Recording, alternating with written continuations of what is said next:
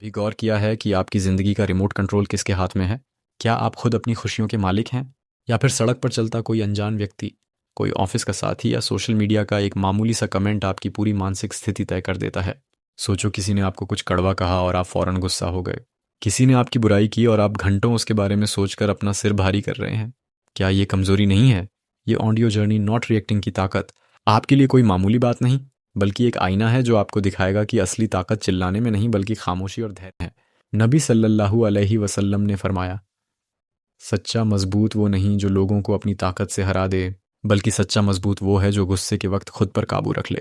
آج ہم ایک ایسے سفر پر نکل رہے ہیں جہاں آپ سیکھیں گے کہ اپنی انرجی کو ان لوگوں پر برباد کرنا بند کر دو جو آپ کے وقت کے لائق بھی نہیں۔ کیا آپ نے کبھی محسوس کیا ہے کہ ہر بات پر صفائی دینا، ہر بحث جیتنا اور ہر الزام کا جواب دینا اصل میں آپ کو اندر سے خالی کر دیتا ہے؟ آج ہم اس گہرائی میں اتریں گے جہاں شانتی ہی آپ کی سب سے بڑی جیت بن جاتی ہے۔ ہم اکثر سوچتے ہیں کہ اگر ہم چپ رہے تو لوگ ہمیں کچل دیں گے، لیکن حقیقت یہ ہے کہ جو ویکتی خود کو شانت رکھنا جانتا ہے اور دھیریہ کرتا ہے، اسے دنیا کی کوئی طاقت ہلا نہیں سکتی۔ قرآن میں اللہ فرماتا ہے، اور جو لوگ غصے کو پی جاتے ہیں اور لوگوں کو معاف کر دیتے ہیں، اللہ نیک لوگوں سے محبت کرتا ہے۔ اس جرنی کے ذریعے ہم سمجھیں گے کہ آپ کا نان ری ایکشن ہی آپ کا سب سے بڑا ہتھیار ہے۔ ہماری زندگی میں اکثر ایسی استھتیاں آتی ہیں جب ہمارا اہنکار ہمیں کہتا ہے کہ ابھی جواب دو، دکھا دو اسے کہ تم کیا ہو، لیکن وہیں اپنی قیمتی انرجی اس بیکار بحث میں مت لگاؤ بلکہ دھیرے کرو۔ نبی صلی اللہ علیہ وسلم نے فرمایا، جب کوئی غصہ ہو جائے تو خاموش ہو جائے۔ کیا آپ کو لگتا ہے کہ ہر سوال کا جواب دینا ضروری ہے؟ کیا لوگوں کی غلط فہمیاں دور کرنا آپ کی ذمہ داری ہے؟ بالکل نہیں۔ جب آپ یہ سمجھ جاتے ہیں کہ آپ کی انر پیس اور دل کی شانتی کسی بحث سے کہیں زیادہ قیمتی ہے، تب آپ ایک نیا انسان بن جاتے ہیں، وہ انسان جو اللہ کے حکم پر چلتا ہے اور دھیرے کرتا ہے۔ اس پہلے حصے میں ہم بات کریں گے اس جادو کی جو تب ہوتا ہے جب آپ ریئیکٹ کرنا بند کر دیتے ہیں۔ سوچو، کوئی آپ کو اکسا رہا ہے، کوئی آپ کو نیچا دکھانے کی کوشش کر رہا ہے اور آپ بس اسے دیکھ کر مسکرا دیتے ہیں۔ اس لمحے میں وہ ویکتی ہار جاتا ہے اور آپ جیت جاتے ہیں، کیونکہ آپ نے اسے اپنی خاموشی چھیننے کی اجازت نہیں دی۔ ری ایکشن ایک ایسی عادت بن چکی ہے جسے ہم چاہ کر بھی نہیں روک پاتے، لیکن کیا آپ نے کبھی سوچا کہ یہ عادت ہمارے دماغ کو کتنا تھکا دیتی ہے؟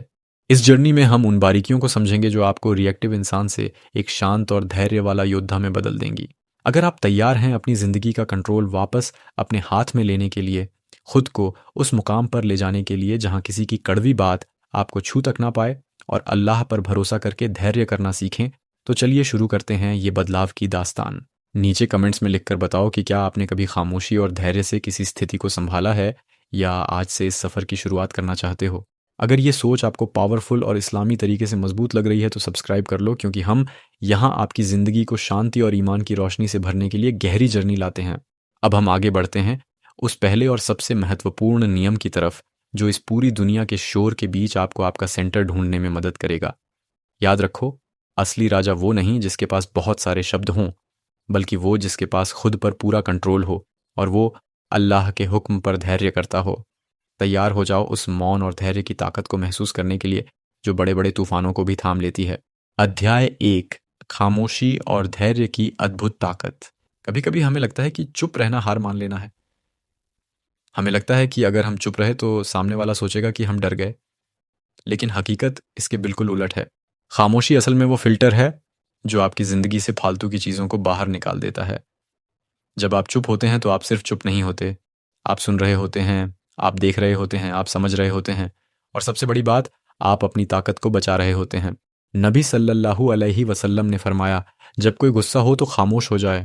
جو لوگ ہر بات پر اپنی رائے دیتے ہیں، جو ہر چھوٹی بات پر بحث کرتے ہیں، ان کی باتوں کی ویلیو وقت کے ساتھ ختم ہو جاتی ہے، لیکن جو ویکتی صرف تب بولتا ہے جب بولنا ضروری ہو اور دھیرے سے بولتا ہے، اس کی ایک ایک بات پتھر کی لکیر بن جاتی ہے۔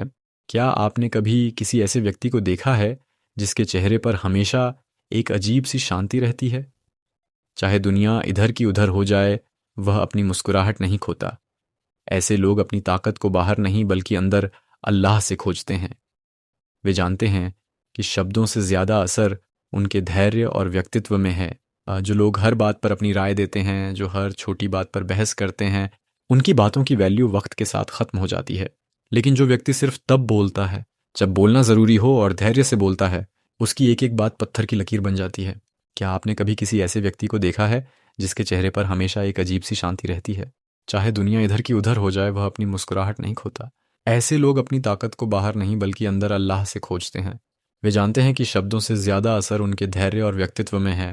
سوچو، جب آپ کسی بحث کے بیچ میں خود کو باہر کھینچ لیتے ہیں تو آپ صرف اس بحث کو ختم نہیں کر رہے ہوتے، بلکہ آپ اپنی سیلف ورتھ کو بچا رہے ہوتے ہیں۔ جب آپ ریئیکٹ کرتے ہیں تو آپ سامنے والے کے لیول پہ گر جاتے ہیں۔ اگر کوئی آپ پہ چلا رہا ہے اور آپ بھی اس پہ چلانے لگے تو آپ میں اور اس میں کیا فرق رہ گیا؟ خاموشی آپ کو وہ سمان دیتی ہے جو چلانے سے کبھی نہیں مل سکتا۔ یہ وہ جگہ ہے جہاں آپ کو اپنی غلطیوں کا احساس ہوتا ہے اور جہاں آپ دوسروں کے من کو پڑھنا سیکھتے ہیں۔ جب آپ شانت ہوتے ہیں تو دنیا آپ کو زیادہ دھیان سے سننے لگتی ہے۔ لوگ آپ کی خاموشی سے ڈرنے لگتے ہیں کیونکہ انہیں پتہ نہیں ہوتا کہ آپ کے دماغ میں کیا چل رہا ہے۔ یہ انشچتتا ہی آپ کی سب سے بڑی طاقت ہے۔ ہم اس آڈیو جرنی میں آگے یہ بھی جانیں گے کہ کیسے یہ خاموشی آپ کے رشتوں کو سدھار سکتی ہے اور کیسے یہ آپ کے کریئر میں آپ کو ایک لیڈر بنا سکتی ہے، کیونکہ ایک لیڈر وہ نہیں ہوتا جو سب سے زیادہ بولتا ہے، بلکہ وہ ہوتا ہے جو سب سے زیادہ سنتا ہے اور سب سے صحیح وقت پہ بولتا ہے۔ خاموشی کی یہ گہرائی ہمیں اس مقام پر لے آتی ہے جہاں ہمیں کسی کو کچھ بھی ثابت کرنے کی ضرورت محسوس نہیں ہوتی۔ اکثر ہمارا اہنکار ہمیں اکساتا ہے کہ جاؤ اور اسے اپنی اصلیت دکھاؤ، اسے بتاؤ کہ تم کتنے قابل ہو، لیکن اصل میں قابلیت دکھانے کی چیز نہیں، جینے کی چیز ہے۔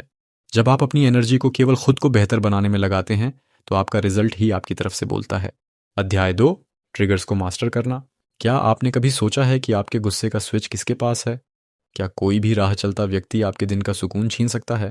ٹریگر وہ بٹن ہے جسے دباتے ہی ہم اپنا آپا کھو دیتے ہیں۔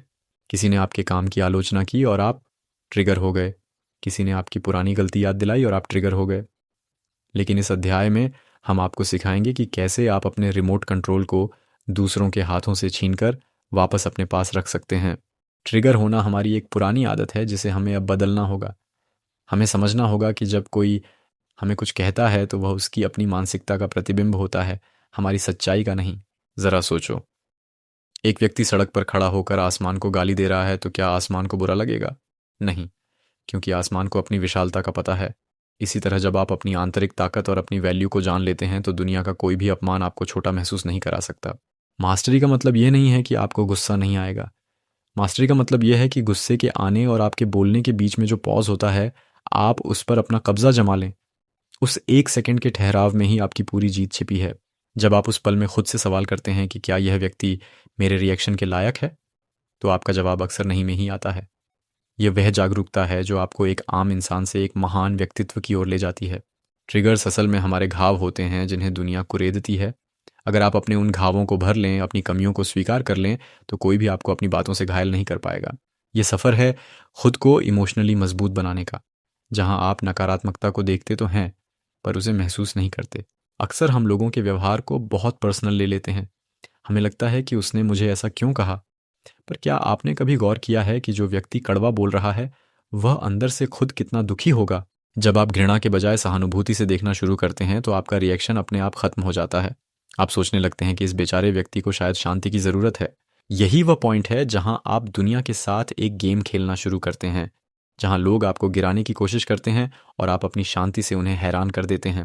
اس آڈیو جرنی میں ہم ایک ایسی تکنیک کے بارے میں بات کریں گے جو آپ کو ہر مشکل گھڑی میں استھر رکھے گی۔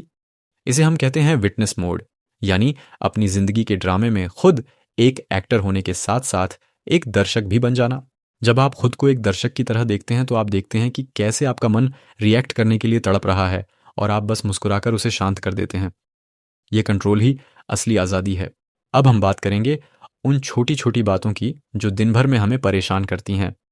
ٹریفک میں کسی کا ہارن بجانا، سوشل میڈیا پر کسی کا نکاراتمک کمنٹ یا گھر میں کسی کی انچاہی صلاح، یہ سب چھوٹے چھوٹے ٹیسٹ ہیں جو آپ کی میچورٹی کو چیک کرتے ہیں۔ اگر آپ ان چھوٹی باتوں پر اپنی انرجی لٹاتے رہیں گے تو بڑے لکشوں کے لیے آپ کے پاس کچھ نہیں بچے گا۔ آپ کی انرجی ایک لمیٹڈ ریسورس ہے، اسے کچرے کے ڈبے میں مت ڈالیے۔ جب آپ ریئیکٹ نہیں کرتے تو آپ اپنی انرجی کو سٹور کر رہے ہوتے ہیں، وہی انرجی جو بعد میں آپ کے سپنوں کو پورا کرنے، آپ کی صحت سدھارنے اور آپ کے دماغ کو شانت رکھنے میں کام آتی ہے۔ کیا آپ کو نہیں لگتا کہ اپنی شانتی کو کسی اور کے ہاتھ میں دینا ایک بہت بڑی ہار ہے؟ آج اس پل سے یہ طے کریں کہ آپ کسی کے بھی ہاتھوں کی کٹھ پتلی نہیں بنیں گے۔ لوگ آپ کو اکسائیں گے، لوگ آپ کو پرکھیں گے، لیکن آپ کی خاموشی انہیں وہ جواب دے گی جو شبد کبھی نہیں دے سکتے۔ یہاں ایک اور گہری بات سمجھنے والی ہے کہ ری ایکشن صرف شبدوں میں نہیں ہوتا، ہماری باڈی لینگویج اور ہماری سوچ میں بھی ہوتا ہے۔ کبھی کبھی ہم زبان سے تو چپ رہتے ہیں، لیکن اندر ہی اندر اس ویکتی کو کوس رہے ہوتے ہیں۔ یہ بھی ایک طرح کا ریئیکشن ہی ہے جو آپ کے سسٹم کو زہریلا بنا رہا ہے۔ اصلی نان ریئیکشن وہ ہے جہاں آپ کا من بھی شانت ہو جائے، جہاں آپ سچ میں یہ مان لیں کہ سامنے والے کی بات کا آپ کی ویلیو سے کوئی لینا دینا نہیں ہے۔ جب آپ اس لیول کی الگاؤ پا لیتے ہیں تو آپ کی آنکھوں میں ایک الگ ہی چمک آ جاتی ہے۔ آپ بھیڑ میں کھڑے ہو کر بھی سب سے الگ دکھتے ہیں، کیونکہ آپ کی استھرتا لوگوں کو آکرشت کرتی ہے۔ اگلے ادھیائے میں ہم وستار سے سمجھیں گے کہ کیسے اس الگاؤ کو اپنی عادت بنایا جائے اور کیسے ان رشتوں کو سنبھالا جائے جو آپ کو بار بار ٹریگر کرتے ہیں، کیونکہ باہری دنیا کو بدلنا ہمارے ہاتھ میں نہیں ہے، لیکن اپنی آنترک دنیا کے ہم اکیلے بادشاہ ہیں۔ تیار ہو جائیے اس بادشاہی کو محسوس کرنے کے لیے، جہاں آپ کی اجازت کے بنا آپ کی شانتی کا ایک پتا بھی نہیں ہل سکتا۔